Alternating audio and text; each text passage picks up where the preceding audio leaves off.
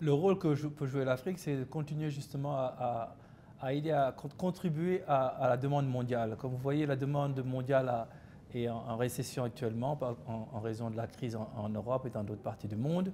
Et l'Afrique a un taux de croissance qui est un tiers des pays africains croît à plus de 6%. Donc je crois que cette demande en Afrique va avoir un effet sur la demande mondiale et je crois que c'est le rôle que l'Afrique peut jouer à l'heure actuelle. Je crois que l'Afrique est déjà un relais de croissance dans de nombreux secteurs. Je crois que dans le secteur des ressources naturelles, des mines, je crois qu'une grande partie de la demande mondiale vient d'Afrique, soit vient d'Afrique, soit vient d'Amérique latine. Et je crois que ces économies actuellement sont essentielles pour la croissance que nous avons en Chine et que nous avons dans les pays asiatiques. Donc je crois que dans un sens, l'Afrique constitue un peu le moteur d'une croissance que nous avons dans d'autres parties du monde.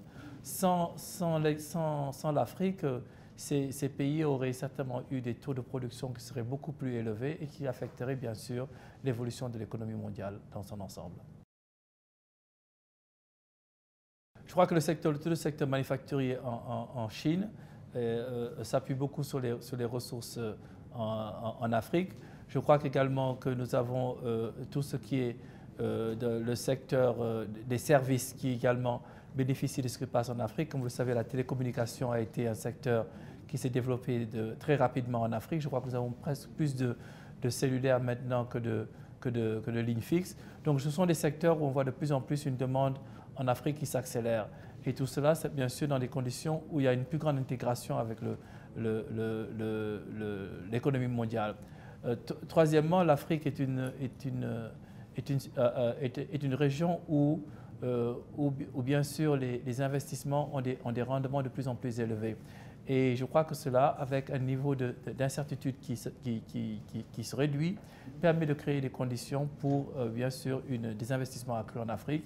Et bien sûr, cela va avoir des effets sur l'augmentation de la demande parce qu'il y aura plus de gens qui viendront dans les classes moyennes et qui pourront bien sûr acheter des produits qui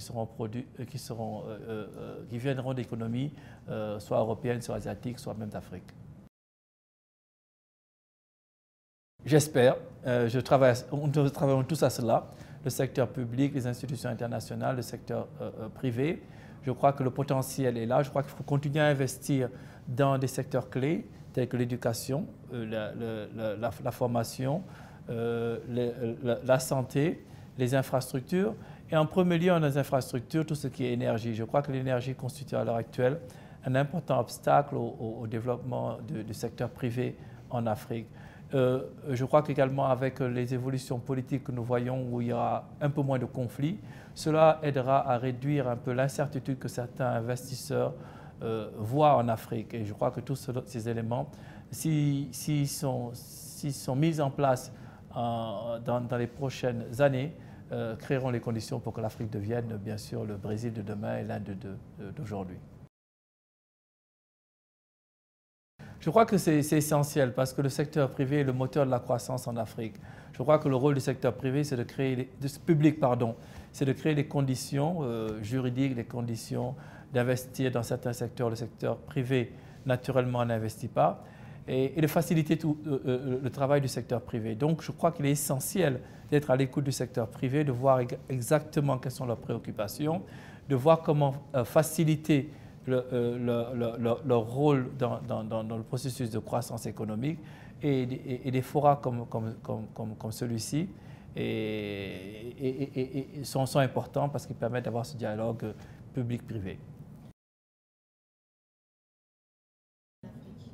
Il y a un forum africain qui existe, mais je crois qu'un forum ne suffit pas. Je crois qu'il faut multiplier les formes de discussion. Je crois que, par exemple, ce forum est un forum qui essaie d'identifier les questions qui sont vraiment les questions pratiques et concrètes sur lesquelles on doit se pencher. Je crois que les organisateurs de ce forum, la Banque africaine de développement et Jeune Afrique, ont réussi à identifier des questions clés.